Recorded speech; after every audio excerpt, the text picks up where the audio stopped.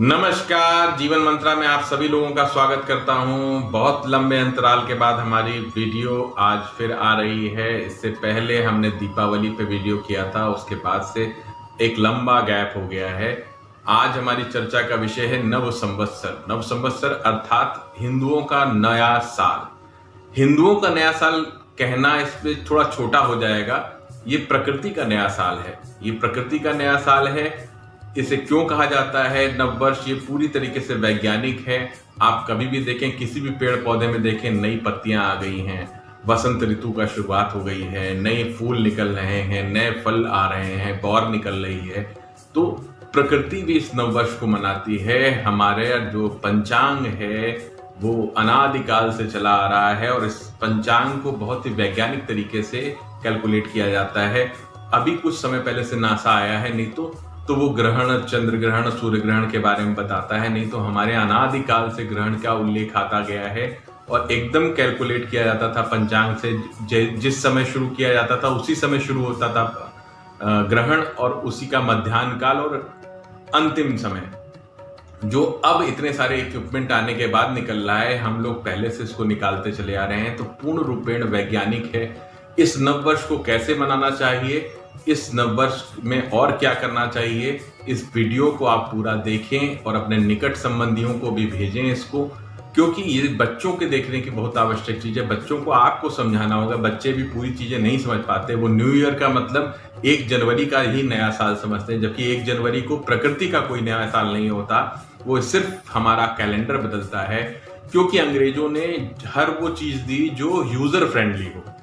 थोड़ा सा हमारा जो पंचांग है ये वैज्ञानिक है। ये कोई यूजर फ्रेंडली तो हो नहीं सकता कि कुछ तिथियां उसमें क्षय हो जाती हैं, कुछ तिथियां में वृद्धि हो जाती है। एक फिक्सेशन वाला टाइम नहीं होता इसमें। इस कारण से इसका विकल्प दिया उन्होंने कैलेंडर फॉर्मेट में, जिसको 24 घंटे में बांट दिया गया। 24 घंटे में एक दिन पूरा बदल जाता है। उस तरीके से उन्होंने बहुत ही जिसे बोला जाए कि एक प्रैक्टिकल कैलेंडर बोला जाए, प्रैक्टिकल कैलेंडर उसे बना दिया जो पूरे विश्व में मान्य हो गया। क्योंकि प्रैक्टिकलिटी, आपको बहुत सारी चीजें होती हैं जो रोजमर्रा के जीवन में, जैसे रेलवे का टिकट आपको बुक कराना है, या वो तिथि के अनुसार आप नहीं करा पाएंगे। कभी कभी तिथियां डबल हो जाती हैं, कभी कभी कोई तिथि का क्षय भी हो जाता है। तो उस कैलेंडर को हम कहीं से भी ये नहीं कह रहे कि उसको मत माने या बहुत ज्यादा विरोध वाला बात नहीं है। वो प्रैक्टिकल कैलेंडर है, आप उसको सिर्फ कैलेंडर के तौर पर माने। नववर्ष यही शुरू होता है जो होली के 15 दिन बाद अर्थात चैत्र शुक्ल पक्ष की प्रतिपदा वाले दिन से आरंभ होता है। इसमें बहुत कुछ चेंज होता है। ये कोई छोटा समय नहीं होता। इसमें पूरे साल का हमारा मंत्रिमंडल चेंज होता है। हमारे यहाँ सारे ग्रहों का मंत्रिमंडल डिसाइड होता है, कौन इस ग्रह इस साल में किस पद पे रहेगा। जैसे जो वर्तमान में समय चल रहा है वो उस पे शनि राजा थे। इस बार जो नया मंत्रिमंडल बन रहा है उसमें शनि के पास कोई भी पद नहीं होगा। मंगल इस बार का राजा होगा, मंगल इस बार का मंत्री होगा। इस बार वित्त मंत्रालय जो दिया गया है वो देवगुरु बृहस्पति को है। इस कारण से वित्त की किसी को शिकायत नहीं रहेगी। वित्त सबके पास अच्छा आएगा, क्योंकि अभी हम लोग पीछे का जो साल निकाल के आ रहे हैं वो पूरी तरीके से कोरोना या महामारी का साल था। उससे उभरेंगे हम लोग धीरे धीरे करके, हम इससे बाहर निकलेंगे और इस पर मैं अलग वीडियो करूंगा। अभी हम लोग सिर्फ नव संवत्सर पे बात करें। नव संवत्सर में क्या आपको करना चाहिए और आपकी राशियों का क्या फल रहेगा इस आने वाले पूरे समय। इस बार नए संवत का नाम होगा आनंद। ये हर साल एक नया नाम होता है। जैसे वर्तमान में प्रमादी नाम का संवत्सर चल रहा है, वैसे ही इस बार आनंद नाम का संवत होगा। ये 60 संवत्सरों के नामों में से 48वें नंबर का संवत होगा। एक 60 का वो पूरा एक बना हुआ है टेबल, जो पूरा जब 60 हो जाता है तो 61वें नंबर पे जो वर्ष आता है वो पहला वाला शुरू हो जाता है। वही साइकिल घूमती है। जैसे सोमवार से शनिवार होने के बाद फिर रविवार आ जाता है, उस तरीके से ये साइकिल रविवार के बाद फिर से सोमवार, तो उसी तरीके से ये साइकिल भी चलता है। 60 संवत्सरों का एक पूरा साइकिल है, जिसमें ये 48 नंबर मतलब 48वें नंबर का संवत्सर होगा। इस वर्ष के मंगल राजा होंगे और वित्त का मंत्रालय इस बार देवगुरु बृहस्पति के पास रहेगा। मंगल प्रधान ये पूरा साल रहेगा। मंगल को अगर देखें तो वो मंगल ही मंगल करता है या दंगल ही दंगल करता है। तो मिला जुला साल इसको कह सकते हैं। देश के लिहाज से बहुत बढ़िया साल होने जा रहा है। आर्म फोर्सेस हमारी बहुत बली हो जाएंगी, आर्म फोर्सेस के पास नए हथियार आएंगे, जिससे कि हमारा प्रभुत्व बढ़ेगा, हमारा प्रभुत्व काफी ज्यादा बढ़ेगा। आर्म फोर्सेस इसको बढ़ाएंगी, तो इससे ये सामने इंगित होता है कि कहीं ना कहीं युद्ध जैसा माहौल या युद्ध का माहौल बनेगा, जिसमें विरोधी या हम विपक्षी की बात करें, हमारे यहाँ तो पाकिस्तान और चाइना की बात होती है हमेशा, तो पाकिस्तान की बात करें तो मुंह की खाएगा और चाइना भी दबाव महसूस करेगा भारत की बढ़ती हुई आर्म फोर्सेस का। इस वर्ष में भूस्खलन और भूमि संबंधी आपदा या कहें भूकंप आदि का योग बना रहेगा। वो बीच बीच में जैसे ही जब मंगल करप्टेड होगा तब ये ऐसा दुर्योग बीच में देखने को मिलेगा। इसके अलावा भारत धीरे धीरे प्रगति पथ पे बढ़ेगा, भारत का सम्मान मान वर्चस्व बढ़ता जाएगा और वर्ष के अंत में मतलब इस संवत्सर के अंत तक में भारतीय किसी क्या वैज्ञानिक को एक विशेष अंतर्राष्ट्रीय पुरस्कार मिल सकता है, ऐसा योग बन रहा है। भारत की छवि काफी अच्छी हो जाएगी, भारत में नए अनुसंधान होंगे, कई सारी चीजों में भारत का परचम लहराएगा। भारत की जनता भी जो पीछे एक साल से काफी परेशान रही है कोरोना के कारण, इस समय आनंद का फल भोगेगी। मतलब जैसा संवत का नाम है आनंद, वैसे ही आनंद होने की पूरी उम्मीदें हैं। तो जैसे से कोरोना फैला हुआ है वो धीरे धीरे इस साल में सिमट के खत्म हो जाएगा और धीरे धीरे प्रगति पथ पर भारत चल देगा। नव संवत्सर पे हमें करना क्या चाहिए? सबसे पहले तो साल के पहले दिन हमें जल्दी उठना चाहिए, सूर्योदय से पहले हमें उठना चाहिए और इस दिन प्रातः काल उगते सूर्य के दर्शन अवश्य करें। उससे पहले आप नहा लें, घर की पूरी धुलाई करनी है, आपको पूरी सफाई करनी है, रंगोली बनानी है। उसके साथ साथ बंधनवार जो आम के पत्तों का, पीपल के पत्ते और गूलर के पत्ते भी मिक्स करके बन सकता है। अमूमन देखा गया है आम के पत्ते ज्यादातर लोग लगाते हैं। मेन गेट पे आपको बंधनवार पूरा बांधना है और स्वागत करना है। जैसे एक स्वागत होता है ना कि स्वागत नव वर्ष का हमें स्वागत करना है, उसी दिन चैत्र नवरात्रि शुरू होती है। नवरात्रि पे अलग वीडियो हम करेंगे, लेकिन इसमें एक ध्वज जो कि नव संवत्सर का ही है, जो कलश स्थापना या जो भी आपके यहाँ पूजन होता है देवी का, उसके उपरांत आपको उसकी ध्वज की भी पूजा करनी है। अपने घर पे छत पे अथवा बालकनी अथवा किसी खुले स्थान पे उसको लगा देना है। ये ध्वज पूरे साल वैसे ही लगा रहेगा, अगले साल इसी दिन इसको फिर से रिप्लेस कर दिया जाएगा। तो इसको पूरे हर्षोल्लास के साथ मनाना है, सात्विकता के साथ। हाँ देखिए, हर्षोल्लास का मतलब ही आज की डेट में समाज में दूसरा हो गया है। अगर पार्टी की बात की जाती है तो लोग मांस मदिरा की तरफ पहुंच जाते हैं। ये एकदम नहीं करना है। ये नवरात्रि का पहला दिन है, ये पूरे 9-10 दिन का जो समय है, इसमें अपनी आंतरिक ऊर्जा को जागृत करना है। अगर आपने अपनी आंतरिक ऊर्जा को जागृत कर लिया तो समझ लीजिए इस पूरे वर्ष आप प्रगति के पथ पे आगे बढ़ जाएंगे। प्रतिदिन हवन करने का प्रयास करें इन 9 दिनों में। नहीं कर सकते तो जो कर सकते हैं, जो पाठ पूजन कर सकते हैं वो आपको करना है। नव संवत्सर में सबसे जरूरी चीज जो आपको करनी है, जो मैं आग्रह करूंगा, मेरा अनुरोध रहेगा कि आप अपने सभी नाते रिश्तेदारों को, क्योंकि उस दिन समय नहीं मिलता, नवरात्रि का प्रारंभ हो जाता है, तो आज से ही मैसेज बना के रख लें। वो सुबह के समय मतलब विश करना बहुत जरूरी है। आप लोगों को अभिवादन करें, बधाइयां दें। नव संवत्सर पे मिठाई बांट सकते हैं आप, जो भी मतलब एक जिसको एक्सट्रीम पे आप जाके जितने उल्लास के साथ इस नववर्ष को मनाएंगे उतना ही अच्छा फल होगा आपके पूरा इस साल में। इस साल में सभी राशियों पे क्या फल मिलेगा ये हम बताने जा रहे हैं। सबसे पहले मेष राशि। मेष राशि के लिए ये वर्ष अच्छा है। इस वर्ष में धन के हिसाब से बहुत अच्छा आगम होती दिख रही है। नए प्रोजेक्ट्स आपको मिल सकते हैं। आपके कार्य क्षेत्र में आपके ऊपर प्रेशर बढ़ सकता है। शिक्षा से रिलेटेड जितने भी बच्चे मेष राशि के हैं उनके लिए वर्ष बहुत अच्छा है। उनको नए रास्ते खुलेंगे और जैसा वो चाह रहे हैं उस तरीके से चीजें होंगी। एक चीज पे आपको ध्यान रखना है, अपने खर्चों पे। खर्च आपके बढ़ सकते हैं, खर्च इतना बढ़ सकते हैं जिसमें आपकी जमा पूंजी पूरी खर्च हो सकती है। आपको करना क्या चाहिए इस वर्ष में? अगर आप मकान बनाने जा रहे हैं तो कृपया इस पूरे वर्ष को टाल दें। अभी मकान बनाने का योग आपके लिए शुभ नहीं है। नहीं तो अन्यथा आपके पैसे लगेंगे और वो काम भी उसके अनुरूप नहीं होगा। बीच में मतलब कॉन्ट्रैक्टर से आपका झगड़ा झड़प इस तरीके की चीज़ें हो जाएंगी और आपकी चीज़ों में व्यवधान आएगा। इस कारण से प्रयास ये करें इस वर्ष में, अगर पहले से मकान बनता चला आ रहा है तो उसमें कोई आपत्ति नहीं है, उसे बनने दें।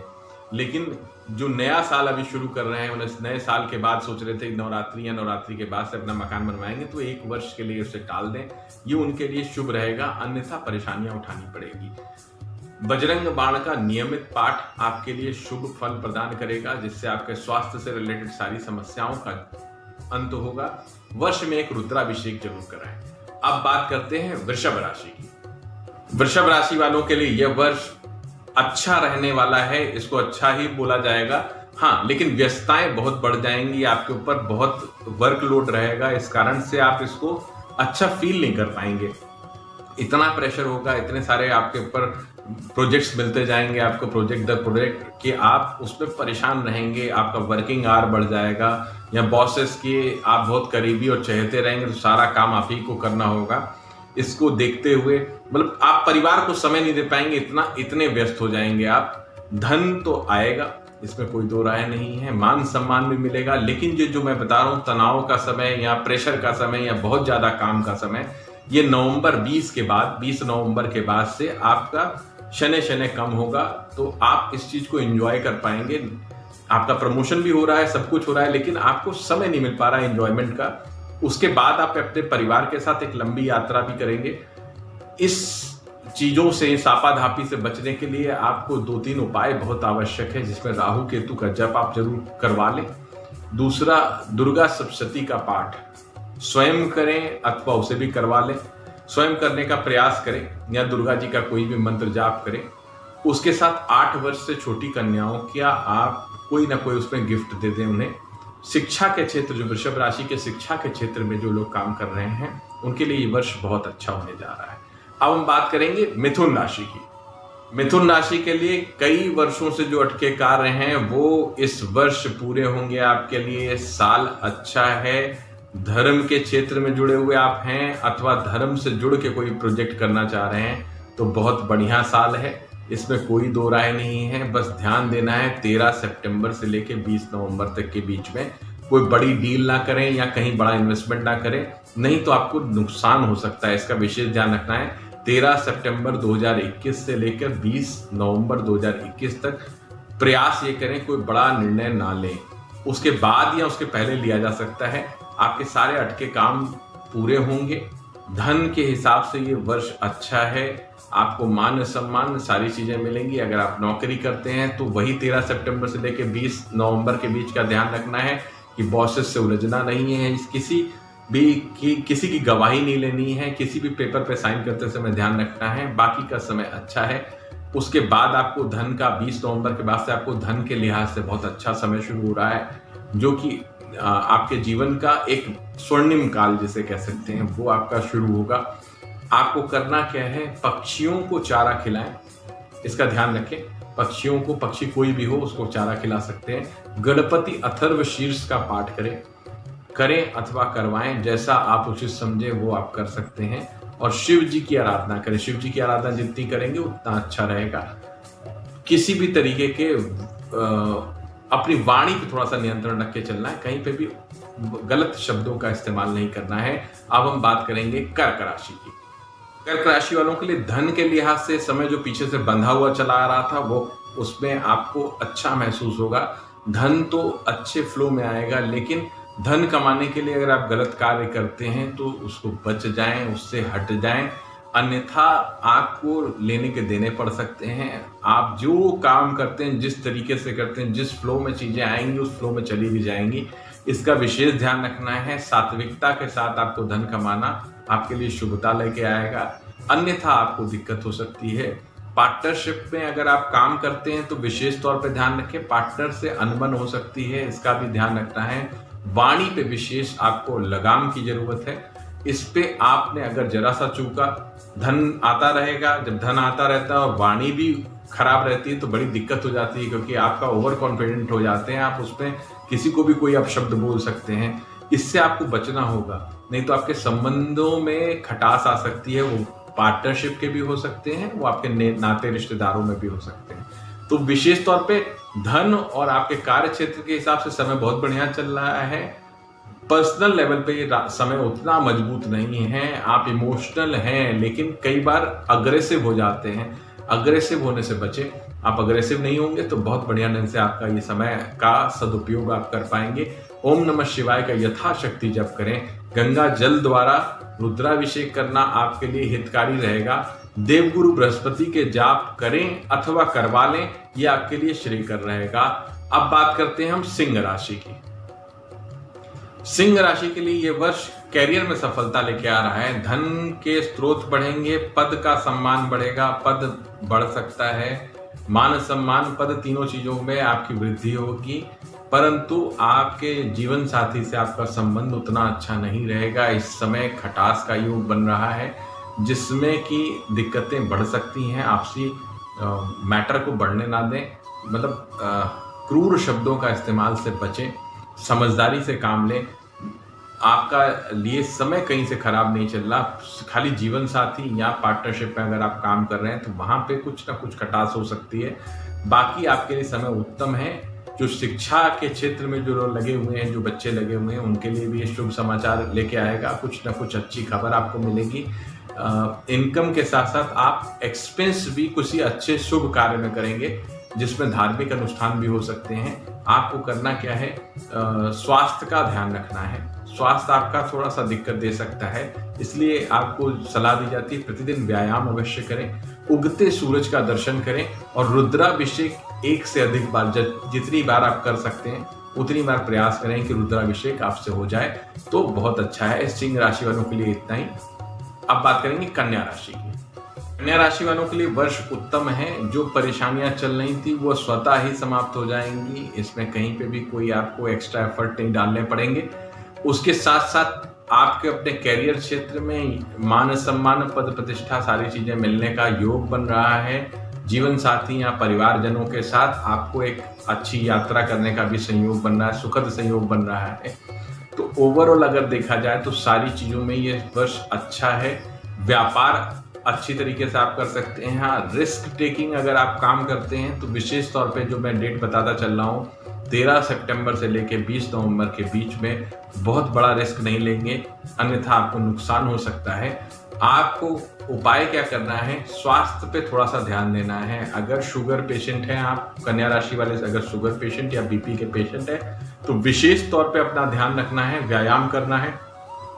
उसके साथ साथ महामृत्युंजय जप खुद कर सकते हैं तो करें, अथवा करवा लें। रुद्राभिषेक 1 से 2 बार आप पूरे वर्ष में जरूर करें। उसके साथ साथ आप बजरंग बाण का नियमित पाठ करें। इससे आपके आने वाले जो कष्ट हैं वो आपको पीड़ा नहीं देंगे और चीजें अच्छी तरीके से चली जाएगी। अब हम बात करते हैं तुला राशि की।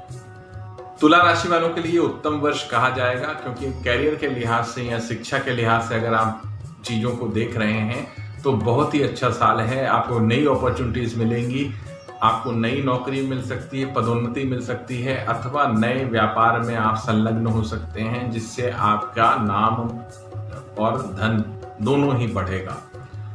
हाँ, पारिवारिक तौर पे अगर देखा जाए तो उतना बढ़िया समय नहीं कहा जा सकता। पारिवारिक विवाद आपका पीछा छोड़ता नहीं दिख रहा, कुछ ना कुछ गृह कलेश या ये दिखेंगे, लेकिन धन के लिहाज से बहुत अच्छा समय है। आपके आय के स्रोत में वृद्धि होने की संभावना पूरी दिखाई देती है। आप किसी धार्मिक अनुष्ठान अथवा तीर्थ यात्रा पे जा सकते हैं, इसका सुखद संयोग बन रहा है। राहु केतु का जप अवश्य करवाएं। शिव जी की शरण में रहें, शिव जी की जितनी शरण में रहेंगे उतना अच्छा रहेगा।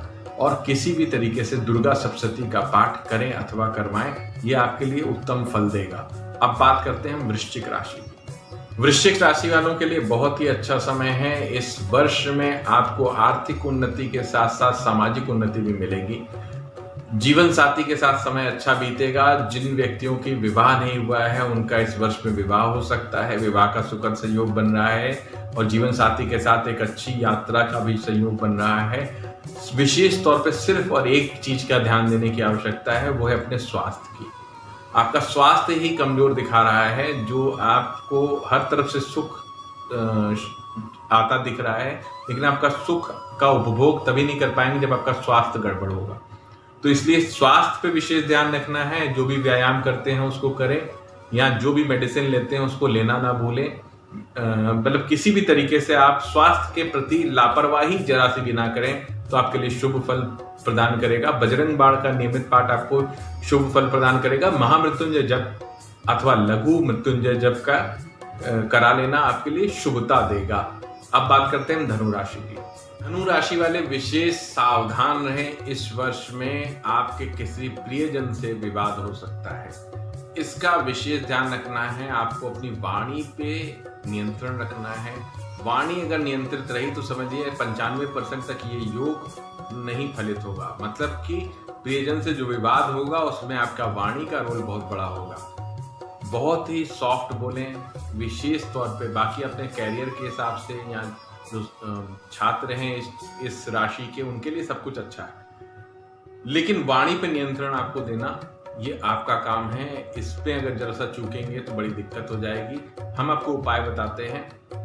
गाय को प्रतिदिन अपने हाथ से कुछ ना कुछ जरूर खिला दें। रोटी खिलाएं, उस पर गुड़ लगा के खिलाएं। इतना कर लेने भर से भी आपकी समस्या का समाधान होगा। उसके साथ साथ आप गुरु का जप जरूर करा लें। गुरु आपके चार्ट में भी अभी जैसे विशेष तौर पे जो मैं बार बार बात कर रहा हूँ, 13 सितंबर से 20 नवंबर के बीच में ये विवाद का समय गहरा सकता है। इसका ध्यान आपको देना है। बाकी मान सम्मान आपका इस वर्ष में बढ़ेगा, इसमें कहीं कोई दिक्कत नहीं है। पुश्तैनी विवाद अगर कोई चल रहा है तो उस पर भी ध्यान रखना है। वाणी आपकी गड़बड़ नहीं होनी चाहिए। अब हम बात करेंगे मकर राशि। मकर राशि वाले विशेष सावधान हो जाएं, क्योंकि आपका वाणी आपका साथ नहीं देगी। मतलब कि विवाद पुश्तैनी संपत्ति का दिख रहा है और उसमें आपकी वाणी उग्र हो सकती है। इस पे ध्यान देना है। अगर आप सॉफ्ट स्पोकन होके इस चीज को निकाल देंगे तो बहुत बढ़िया ढंग से लाभ में रहेंगे, नहीं तो हानि भी हो सकती है। विशेष तौर पर इमोशनल लॉस बहुत तगड़ा हो सकता है, इसका विशेष ध्यान देना है। आपको विवाद से बचना है, नहीं तो रक्तचाप आपको परेशान कर सकता है। आपको ध्यान देना होगा, आप परेशान हो सकते हैं। इसके लिए आपको उपाय सबसे सरल है, महामृत्युंजय जप या तो कर लें, करवा लें, और गाय की सेवा आपके लिए उपयुक्त रहेगी। वाणी पे नियंत्रण करने के लिए जो भी आपको करना हो उसको आप कर सकते हैं। विवाद से बचना ही इस पूरे वर्ष में आपको विशेष सावधानी है, जिसको 13 सितंबर से लेके 20 नवंबर, मैं बार बार बोल रहा हूँ, 13 सितंबर से लेके 20 नवंबर तक का जो समय, जब गुरु जो हैं फिर से नीच के होके मकर राशि में आएंगे, वो समय आपके लिए अच्छा नहीं रहेगा। इसका ध्यान देना है आपको।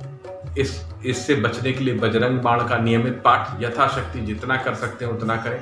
महामृत्युंजय जाप मैंने पहले ही बता दिया। गाय की सेवा करें, ये आपके लिए उपयुक्त रहेगा। मकर राशि वाले वाणी पे नियंत्रण रखना आपके लिए एकमात्र विकल्प है। अब हम बात करेंगे कुंभ राशि की। कुंभ राशि वालों के लिए यह समय मिला जुला साबित होगा। इसमें विशेष ध्यान देने की बात यह है कि आपको पदोन्नति तो मिलेगी, वाणी पे नियंत्रण आपको भी मकर राशि की तरह ही रखना है। इसमें एक अजीब से एक योग बनना है जिसमें आपका कोई पुराना प्रेम संबंध या कोई ऐसा चीजें निकल के आएंगी, या प्रेम संबंध का पता घर वालों को चल जाए या जीवन साथी को पता चल जाए, जिसके कारण से एक विवाद की स्थिति या एक तनाव की स्थिति को आपको झेलना पड़ सकता है। इसका थोड़ा सा ध्यान रखें। ये आपका नहीं तो लंबे समय तक खिंच सकता है विवाद। इसके लिए आपको दुर्गा सप्तशती का पाठ यथाशक्ति करना चाहिए। इस नवरात्रि में आप दुर्गा सप्तशती का पाठ करें, छोटी कन्याओं की सेवा करें, मतलब माता के जितने भी उपाय हैं वो सब आप कर सकते हैं। बजरंग बाण का नियमित पाठ कर सकते हैं। वाणी पे नियंत्रण आपके लिए भी उतना ही जरूरी है जितना मकर राशि वालों के लिए। एक शुभ काम आपके साथ हो रहा है इसमें कि आपकी पदोन्नति, मतलब पद का प्रमोशन हो सकता है, धन का लाभ हो सकता है, ओवरऑल ये सारी चीजें हो सकती है। लेकिन जो एक अजीब सा संयोग मैंने बताया ना कि घर में पता चलने के बाद वो क्लैशेस वाला जो माहौल है, इससे आपका मन व्यथित हो सकता है। इसका आपको ध्यान देना है। अब बात करते हैं हम मीन राशि की। मीन राशि वालों के लिए वर्ष अच्छा रहेगा, परंतु जो लोग बाहर जाके अपना कैरियर बनाना चाहते हैं या वो बाहर जाना चाहते हैं घूमने के लिए या किसी कार्य के लिए, उनको छोड़ दिया जाए तो उनका कार्य थोड़ा सा व्यवधान वाला हो जाएगा। तो बाकी सारी चीज़ों में आपका जो व्यापार आप कर रहे हैं या जो नौकरी आप कर रहे हैं, उन सब में सुचारू रूप से चीज़ें चलेंगी और आपका प्रभुत्व बना रहेगा, आपके पास धन का आगम होता रहेगा। बाकी ओवरऑल ठीक समय है, इसको खराब समय नहीं कह सकते, ना बहुत बढ़िया समय कह सकते हैं। हाँ, आपको वाणी पे नियंत्रण आपको भी देना है, क्योंकि देवगुरु बृहस्पति बीच में नीच का होगा, तो वो समय आपके लिए फिर से गड़बड़ कर सकता है। देवगुरु बृहस्पति की उपासना करें, उनकी व्रत कथा कर सकते हैं अथवा उनके मंत्र जाप कर सकते हैं। गाय को हरा चारा खिलाएं, बहुत आपके लिए शुभ फल प्रदान करेगा। और विष्णु सहस्त्रनाम का पाठ करें अथवा सुने, दोनों में ही फल है। लेकिन सुनने का मतलब ये नहीं कि आपने एक रिकॉर्डर पे लगा दिया और अपना टहल रहे हैं, घूम रहे हैं। आप ईयरफोन लगा के शांति से बैठ के उसको सुनना है, सारा ध्यान उस पर लगाना है। आप नहीं पढ़ पा रहे हैं तो क्या हुआ, आप उसको सुन रहे हैं पूरा ऐसा जैसे आप स्वयं पढ़ रहे हैं। इतना कर लेने भर से आपका ये वर्ष शुभता की ओर जाएगा। इस नव संवत्सर की विशेष तौर पे ये बात रहेगी, इस नव संवत्सर, क्योंकि हमारा अभी का वर्तमान समय बहुत अच्छा नहीं है, तो ये धीरे धीरे सुधरेगा और जनता में आनंद व्याप्त होगा। जो आनंद नव संवत्सर की बात हम कर रहे थे, हम आप सभी को शुभकामना देते हैं कि इस नव संवत्सर में आप सभी का, हम सभी का कल्याण करे माता भगवती। और इस नव संवत्सर की आपको हार्दिक शुभकामनाएं। नमस्कार।